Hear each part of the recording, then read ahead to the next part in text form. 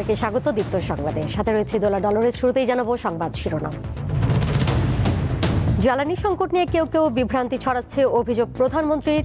চট্টগ্রামের সাম্প্রতিক বন্যায় ক্ষতিগ্রস্তদের মাঝে পুনর্বাসনের ঘর ও সহায়তা প্রদান।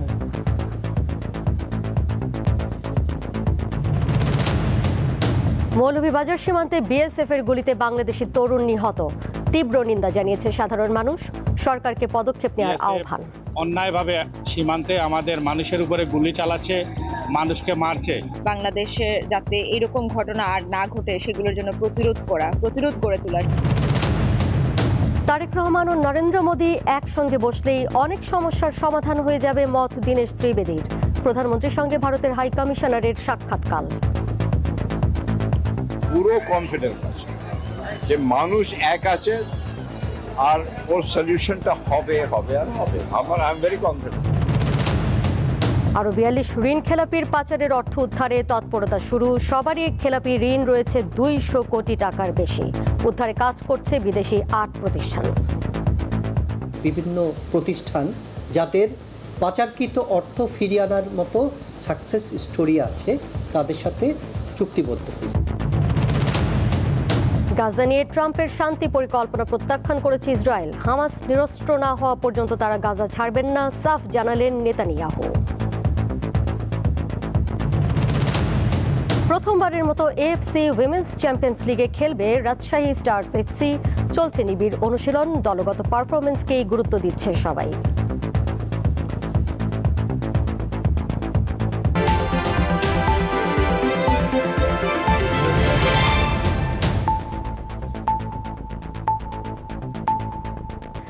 সংবাদে এছাড়াও থাকছে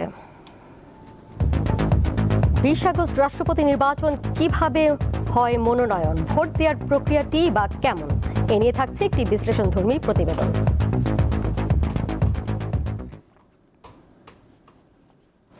আপনারা এতক্ষণ শুনছিলেন শিরোনাম, এবারে চলে যাচ্ছি পুরো খবরে। জ্বালানি সংকট নিয়ে কেউ কেউ বিভ্রান্তি ছড়াচ্ছে বলে অভিযোগ করেছেন প্রধানমন্ত্রী তারেক রহমান। বিনিয়োগের জন্য শান্তি শৃঙ্খলা প্রয়োজন উল্লেখ করে বিশৃঙ্খলা সৃষ্টিকারীদের বিষয়ে সতর্ক থাকার আহ্বান জানিয়েছেন তিনি। আর চট্টগ্রামের বাঁশখালীতে বন্যায় ক্ষতিগ্রস্তদের সহায়তা উপলক্ষে আয়োজিত অনুষ্ঠানে তিনি এই আহ্বান জানান।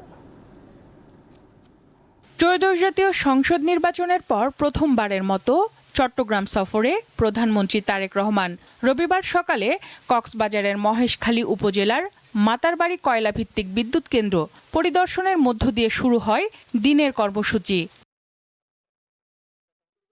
বিদ্যুৎ কেন্দ্র পরিদর্শন শেষে মাতারবাড়িকে ঘিরে বিদ্যুৎ ও জ্বালানি খাতের পাশাপাশি গভীর সমুদ্র বন্দর এবং সংশ্লিষ্ট শিল্প অবকাঠামোর সমন্বিত উন্নয়নের ওপর গুরুত্ব দেন প্রধানমন্ত্রী। এরপর পশ্চিম বাঁশখালী উচ্চ বিদ্যালয় ও কলেজ মাঠে যান প্রধানমন্ত্রী। বন্যায় ক্ষতিগ্রস্ত পরিবারের জন্য নতুন ঘর নির্মাণ কর্মসূচির আওতায় তাদের হাতে নতুন বাড়ির চাবি তুলে দেন তিনি। বাঁশখালীর সম্ভাবনাময় পর্যটন এলাকা বাহারছড়া সমুদ্র সৈকতও পরিদর্শন করেন প্রধানমন্ত্রী। পরে সৈকতের তীরে স্থানীয় বিএনপি আয়োজিত জনসভায় যোগ দেন তিনি। কর্মসংস্থানের ব্যবস্থা করার জন্য যদি বিদেশি এবং দেশি বিনিয়োগকারী যারা আছে তাদেরকে উৎসাহিত করে যদি মিল ফ্যাক্টরি স্থাপন করতে হয় তাহলে তার পূর্ব শর্ত হচ্ছে দেশে শান্তি শৃঙ্খলা থাকতে হবে, দেশে বিশৃঙ্খলা থাকলে চলবে না। বাঁশখালী থেকে প্রধানমন্ত্রী যান ফটিকছড়ির আল জামিয়াতুল ইসলামিয়া আজিজুল উলুম বাবুনগর মাদ্রাসায়। সেখানে হেফাজতে ইসলামের আমির আল্লামা শাহ মুহিবুল্লাহ বাবুনগরীর সঙ্গে সৌজন্য সাক্ষাৎ করেন। পরে হেফাজতে ইসলামের প্রয়াত আমির আল্লামা শাহ আহমদ শফির কবর জিয়ারত করেন তিনি। আবারও আপনাদের সেই প্রিয় দল বাংলাদেশ জাতীয়তাবাদী দলকে আপনারা দেশ পরিচালনার দায়িত্ব দিয়েছেন। বিকালে চট্টগ্রামের হাটহাজারী সরকারি কলেজ মাঠে জনসভায় যোগ দেন প্রধানমন্ত্রী। এই বাংলাদেশে কতগুলো রাজনৈতিক দল আছে, আমরা দেখছি যে তারা রাজপথে বিশৃঙ্খলা সৃষ্টির চেষ্টা করছে। যেভাবে তারা স্বাধীনতা যুদ্ধের বিরোধিতা করেছিল, যেভাবে তারা 86 সালে এই চট্টগ্রামের সেই মাটি যেখানে স্বৈরাচার বলেছিল যে যারা নির্বাচনে যাবে তারা জাতীয় বেঈমান হবে, কিন্তু সেই স্বৈরাচার ঢাকায় ফিরে গিয়ে সেই নির্বাচনে আরেক স্বৈরাচারের অধীনে অংশগ্রহণ করেছিল। চট্টগ্রাম সফরের শেষ পর্যায়ে দলের সাংগঠনিক সভাতেও যোগ দেন প্রধানমন্ত্রী তারেক রহমান। সঞ্জিদা প্লাবনী, দীপ্ত সংবাদ, ঢাকা। মৌলভীবাজার সীমান্তে বিএসএফ এর গুলিতে তারা মিয়া নামের এক বাংলাদেশি তরুণ নিহত হয়েছেন। শনিবার রাতে উপজেলার পৃথিম পাশা ইউনিয়নের মাগুরুলি সীমান্তে এই ঘটনা ঘটে। এদিকে চুয়াডাঙ্গার জীবননগর সীমান্তে ভারতীয় সীমান্তরক্ষী বাহিনী বিএসএফ এর 3 জনকে পুশিনের চেষ্টা ব্যর্থ করে দিয়েছে বিজিবি। রোববার ভোরের দিকে জীবননগর উপজেলার মাধবখালী সীমান্ত এলাকায় এই ঘটনা ঘটে। বিজিবি জানায় মাধবখালী সীমান্ত দিয়ে একজন পুরুষ ও 2 নারীকে বাংলাদেশে পুশিনের চেষ্টা করে বিএসএফ। এতে বাধা দেয় বিজিবি। পরে ওই 3 ব্যক্তি ফিরে যান।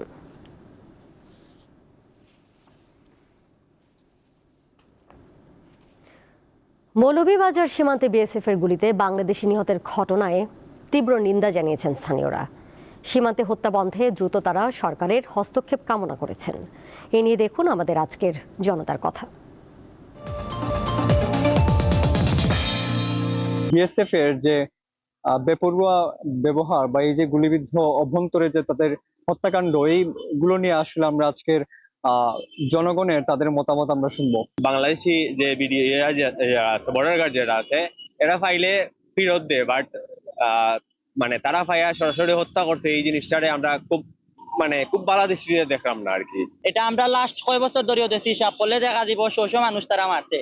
তো এটা লিয়ে আমরা আর সরকারও কোনো পদক্ষেপ লন না বা মাতামাতি করতে আমরা দেখছি না। ভারতীয় বাহিনী বিএসএফ অন্যায়ভাবে সীমান্তে আমাদের মানুষের উপরে গুলি চালাচ্ছে, মানুষকে মারছে। আমরা তার তীব্র প্রতিবাদ জানাই। বাংলাদেশে যাতে এরকম ঘটনা আর না ঘটে সেগুলোর জন্য প্রতিরোধ গড়ে তোলা, সেই জন্য বাংলাদেশ বিজিবিকে আরো যদি মোতায়েন করা যেত তাহলে ভালো হবে।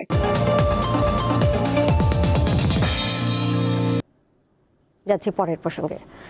প্রধানমন্ত্রী তারেক রহমান এবং ভারতের প্রধানমন্ত্রী নরেন্দ্র মোদীর মধ্যে আলোচনা হলেই অনেক সমস্যার সমাধান হয়ে যাবে বলে জানিয়েছেন ঢাকায় ভারতের হাই কমিশনার দীনেশ ত্রিবেদী।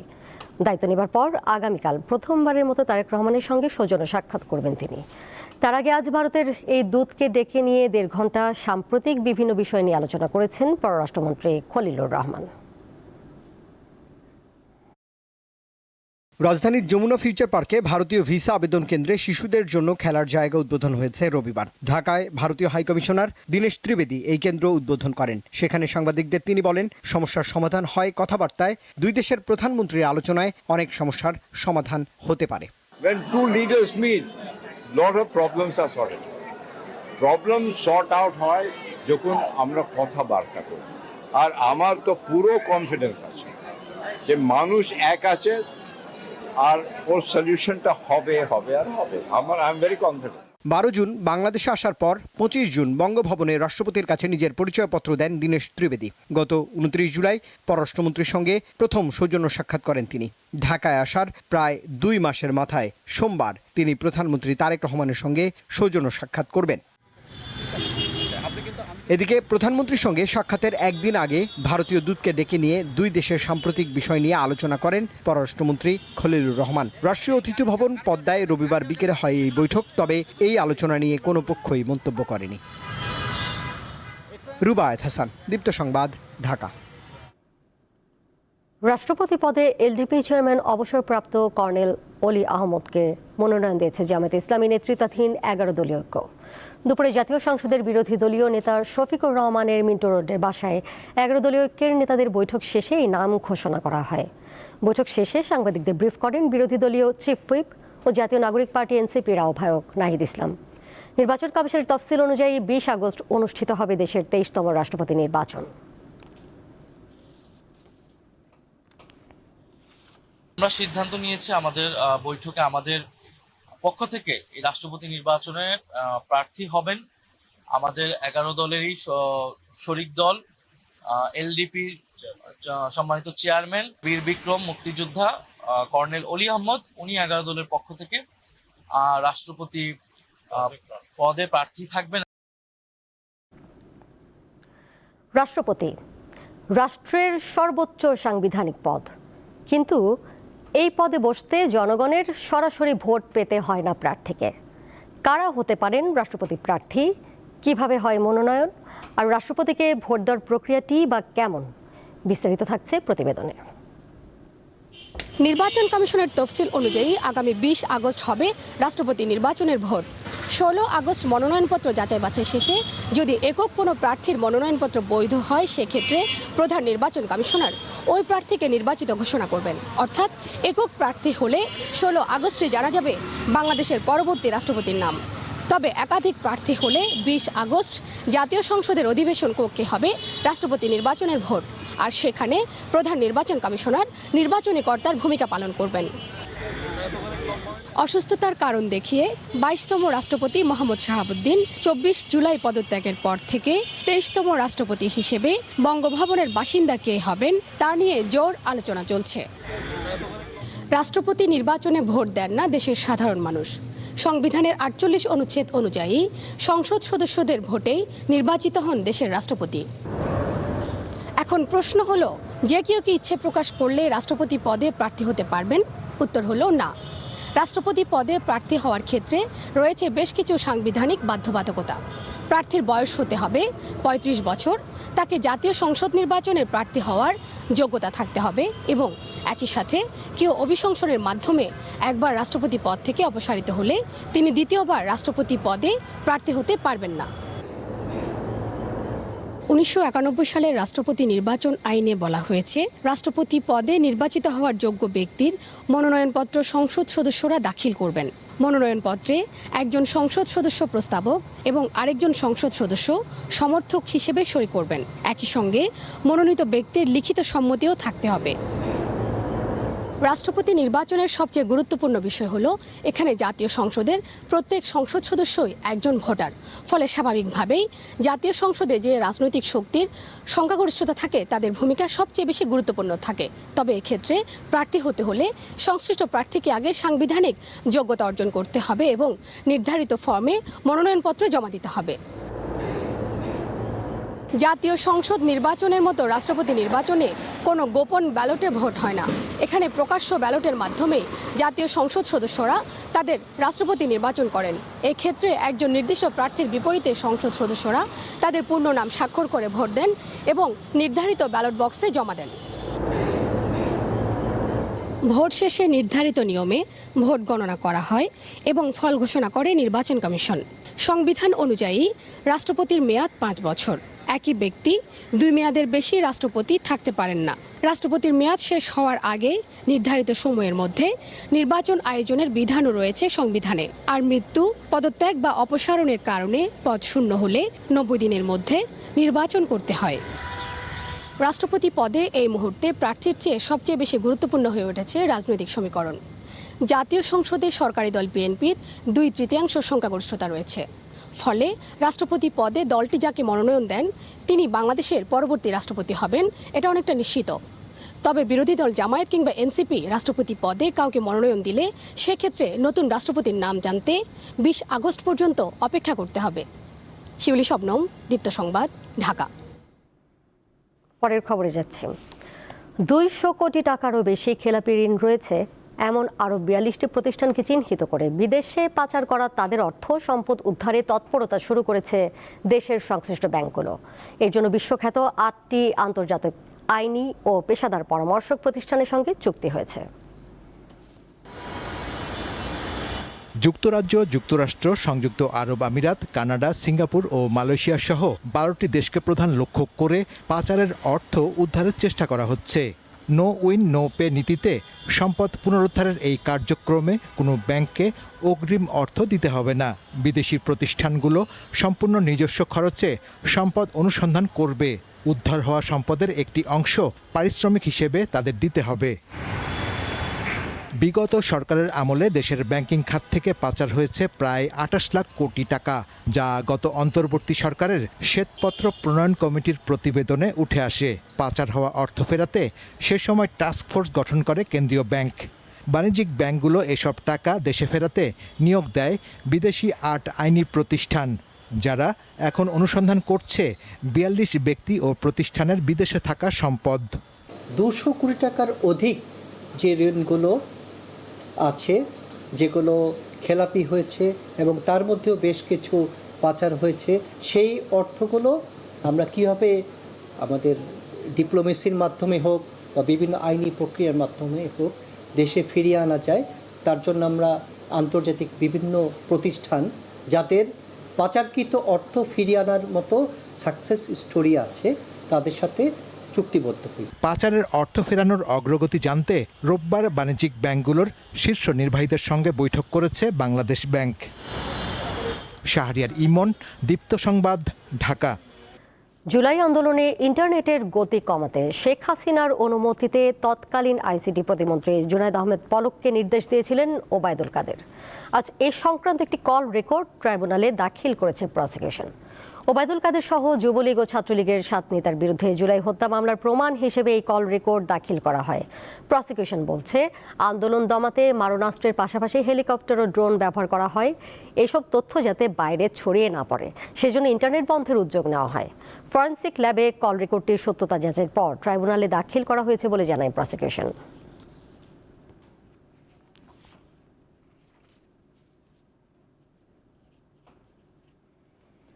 চিত্রনায়ক সালমান শাহ হত্যা মামলায় খল অভিনেতা আশরাফুল হক ওরফে ডন হককে গ্রেপ্তার করা হয়েছে। দুপুরে ঢাকার হযরত শাহজালাল আন্তর্জাতিক বিমানবন্দর থেকে ইমিগ্রেশন পুলিশ ডনকে গ্রেপ্তার করে। সালমান শাহ 1996 সালের 6 সেপ্টেম্বর মারা যান। তার মৃত্যুর 29 বছর পর গত বছর আদালতে হত্যা মামলা করার নির্দেশ দেন। সালমান শাহর মা নীলা চৌধুরীর পক্ষে তার ভাই আলমগীর কুমকুম বাদী হয়ে গত বছরের অক্টোবরে রাজধানীর রমনা থানায় হত্যা মামলা করেন।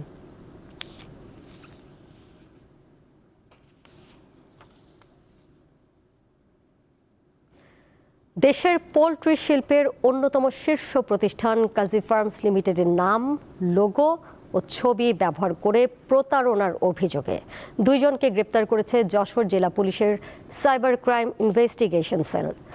গমের ভুসি কেনার কথা বলে এক ব্যবসায়ীর কাছ থেকে চক্রটি হাতিয়ে নেয় 34 লাখ টাকা। গত মাসের মাঝামাঝি সময়ে কাজী ফার্মসের পরিচালক পরিচয় দিয়ে চুয়াডাঙ্গার মেসার্স RS ইন্টারন্যাশনালের স্বত্বাধিকারী মানিক কুমার আগরওয়ালের সঙ্গে যোগাযোগ করে আবুল বাশার, মনিরুল ইসলাম ও খালেক সরকার নামে 3 জন।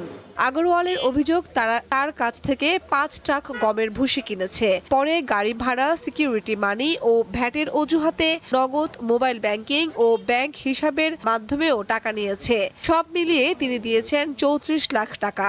এরপর আরও 30,000 টাকা ধার চাওয়ায় সন্দেহ হয় আগরওয়ালের।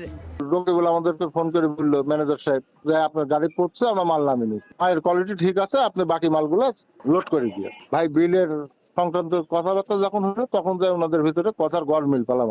আমরা সেই নিয়ম মাফিক ওনারা যেভাবে বললে সেভাবে কাজ কাম করলাম। বিকাল বেলা দেখে আর কেউ ফোন ধরে না, কেউ ফিডব্যাকও করে। আমাদের কাজী ফার্মের মতন একটা বড় কোম্পানি, ওনারা তো এই কাজ করবে না। ম্যানেজার আমাদেরকে রিং করে বলছে যে দাদা কিছু মনে করেন না, আমার ওয়াইফ খুব অসুস্থ, আমার একবার 30,000 টাকা লাগবে, বিকাশে 30,000 টাকা দিতে পারবেন কিনা। তখন আমরা আমাদের সন্দেহ 100 আমরা শিওর হলাম যে আমরা সিটের রাতে পড়ে গিয়েছি।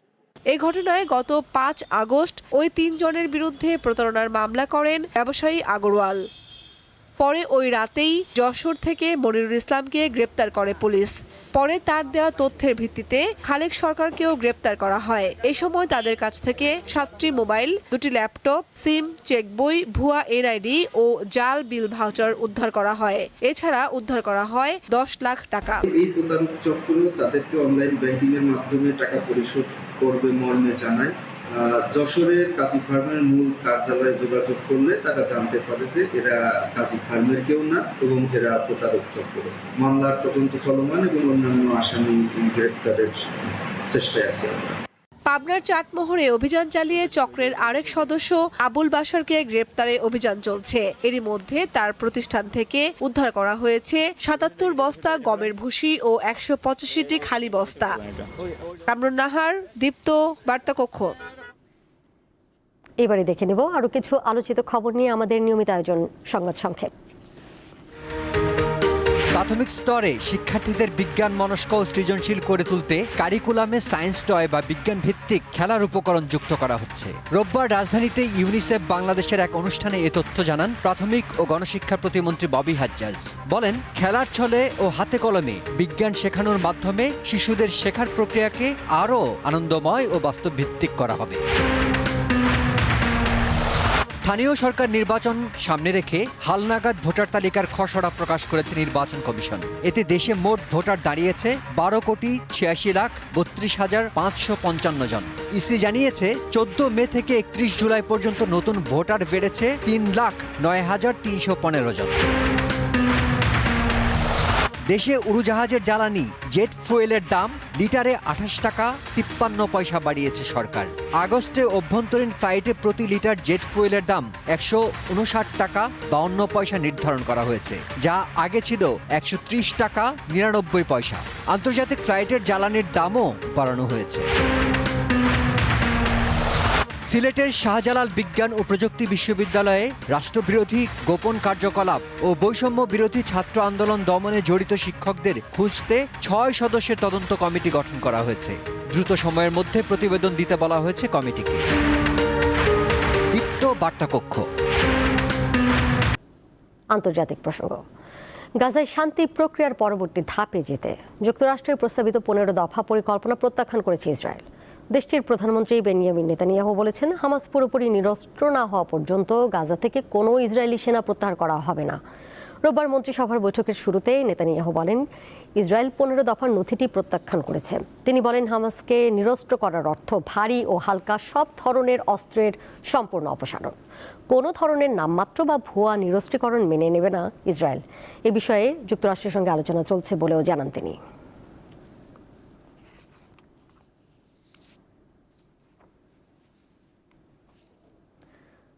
পশ্চিম এশিয়ায় নতুন মেরুকরণ। সৌদি আরব, পাকিস্তান ও তুরস্কের মধ্যে স্বাক্ষরিত হয়েছে মক্কা যৌথ প্রতিরোধ চুক্তি। যৌথ প্রতিরক্ষা, সামরিক সহযোগিতা ও নিরাপত্তার নতুন কাঠামো গড়ে তোলার এই উদ্যোগকে এরই মধ্যে সুন্নি নেটো হিসেবে দেখছেন বিশ্লেষকেরা। তবে আঞ্চলিক শক্তির ভারসাম্যে এই জোট কতটা প্রভাব ফেলবে সেটি এখন বড় প্রশ্ন। মক্কা যৌথ প্রতিরোধ চুক্তি করেছে সৌদি আরব, পাকিস্তান ও তুরস্ক।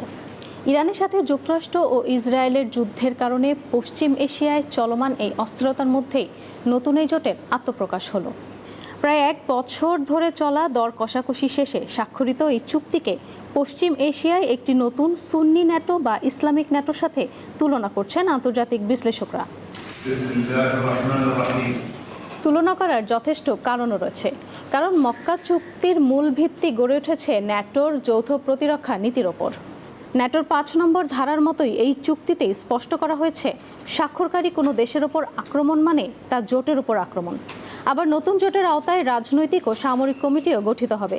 এসব কমিটিতে পররাষ্ট্রমন্ত্রী, প্রতিরক্ষা মন্ত্রী ও সামরিক বাহিনীর প্রধানেরা থাকবেন। সৌদি আরবে থাকবে একটি সচিবালয়। বিশ্লেষকরা বলছেন, এই চুক্তির মাধ্যমে শক্তিশালী মুসলিম 3 দেশের সামরিক ও আর্থিক শক্তি একত্র হলো। সৌদি আরবের আর্থিক শক্তি ও প্রভাব, তুরস্কের আধুনিক সামরিক ও প্রতিরক্ষা শিল্প এবং পাকিস্তানের পারমাণবিক ও সামরিক শক্তি। তাদের বিরুদ্ধে যে কোনো আগ্রাসন ঠেকানোই মূল লক্ষ্য। এছাড়া গোয়েন্দা তথ্যের আদান প্রদান, জ্বালানি, প্রতিরক্ষা ব্যয় ও উৎপাদনের সহযোগিতা বৃদ্ধি তো রয়েছেই।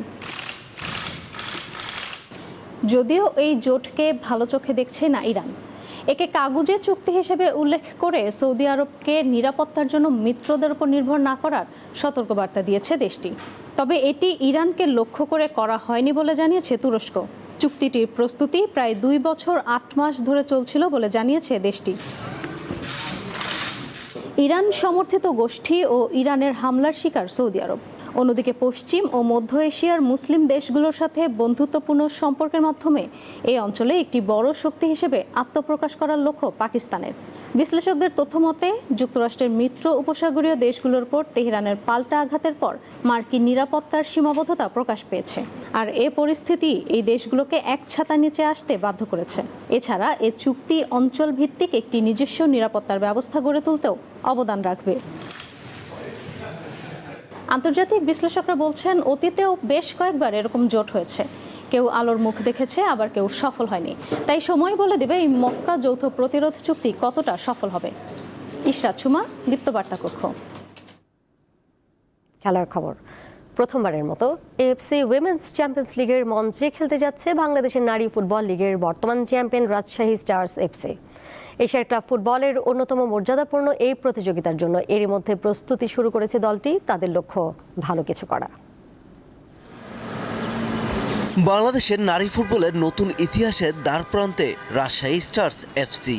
এই এফসির নিয়ম অনুযায়ী প্রতিটি সদস্য দেশে শীর্ষ লিগ জয়ী বা সেরা ক্লাবটি এই মহাদেশীয় টুর্নামেন্টে সরাসরি অংশগ্রহণের সুযোগ পায়। সেই সুবাদে বাংলাদেশের প্রতিনিধি হিসেবে খেলছে Rajshahi stars. AFC women's champions লিগে অংশ নিতে মালয়েশিয়া যাওয়ার আগে কোচ গোলাম রাব্বানী ছোটনের অধীনে কমলাপুর স্টেডিয়ামে নিবিড় অনুশীলন করছে দলটি। 17 থেকে 23 আগস্ট পর্যন্ত হতে যাওয়া এই টুর্নামেন্টে প্রাথমিক স্টেজে গ্রুপ এতে তাদের প্রতিপক্ষ ভারতের ইস্ট বেঙ্গল, আয়োজক মালয়েশিয়ার সাবা এফএ ও প্রশান্ত মহাসাগরীয় দ্বীপ গুয়ামের রোভার্স এফসি। রাজশাহী স্টার্সের জাতীয় দলের একাধিক অভিজ্ঞ ও তারকা ফুটবলার থাকলেও ব্যক্তিগত নৈপুণ্যের চেয়ে দলগত পারফরমেন্সকেই বেশি গুরুত্ব দিচ্ছে দলটি। এই স্টেজে যারা আসছে তারা তো প্রত্যেকেরই সবার সেরাটা দিয়ে আসছে। আপনার প্রত্যেকটা দেশ থেকে তারা চ্যাম্পিয়ন টিমরাই হয়ে আসছে। তো প্রত্যেকটা টিমকে আমরা সমীহ করবো। আমাদের ফার্স্ট টার্গেট হচ্ছে যে ইস্ট বেঙ্গল। প্রথমবারের মতো এশিয়ার ক্লাব ফুটবলের বড় মঞ্চে অংশ নিয়ে নিজেদের সামর্থ্য প্রমাণের পাশাপাশি দেশের নারী ফুটবলের জন্য নতুন ইতিহাস গড়তে চায় রাজশাহী স্টার্স। আমরা খুবই এক্সাইটেড খেলতে, যেহেতু আমাদের অপোনেন্ট টিম স্ট্রং, তো ওদের সাথে খেলার জন্য আমরাও প্রস্তুতি নিচ্ছি। তো সব মিলিয়ে খুবই ভালো লাগতেছে। 15ই আগস্ট মালয়েশিয়ার উদ্দেশ্যে রওনা দিবে রব্বানির শিষ্যরা। পারভেজ খোকন, দীপ্ত স্পোর্টস। এর সাথে শেষ করব দীপ্ত সংবাদ। যাবার আগে শিরোনামগুলো জানিয়ে দিব আরও একবার। জ্বালানি সংকট নিয়ে কেউ কেউ বিভ্রান্তি ছড়াচ্ছে, অভিযোগ প্রধানমন্ত্রীর। চট্টগ্রামের সাম্প্রতিক বন্যায় ক্ষতিগ্রস্তদের মাঝে পুনর্বাসনের ঘর ও সহায়তা প্রদান।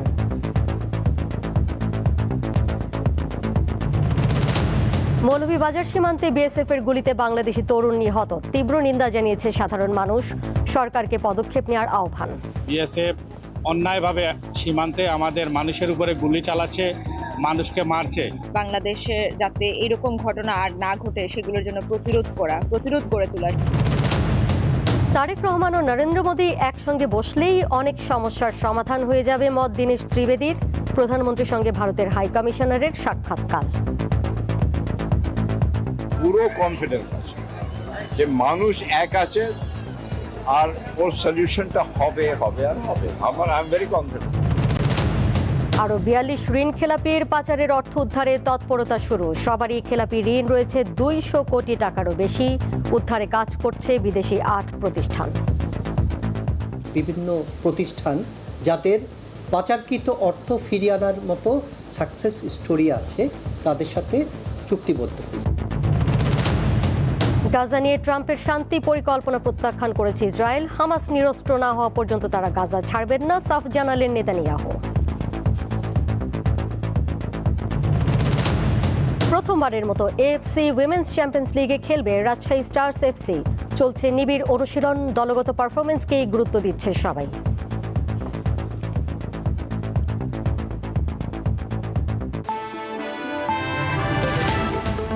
এই ছিল এখনকার মতো।